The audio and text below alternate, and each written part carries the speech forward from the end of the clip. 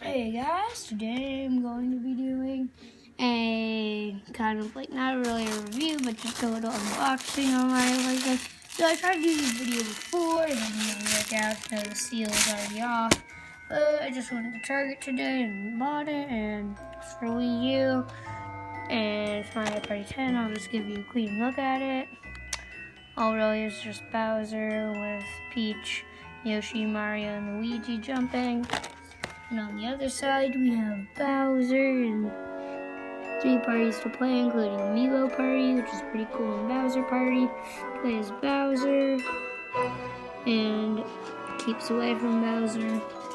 And Mario Party, play mini games to collect mini stars. I do not know what this do yet. I might make a gameplay video of this. And over 70 new mini games and many extras. So I don't know what the extra means, but I hope they have some of the ones from Mario Party 9, because there was like this really fun game where you had to punch each other off, and it's really fun. I forget what it's called, but let's open this sucker up.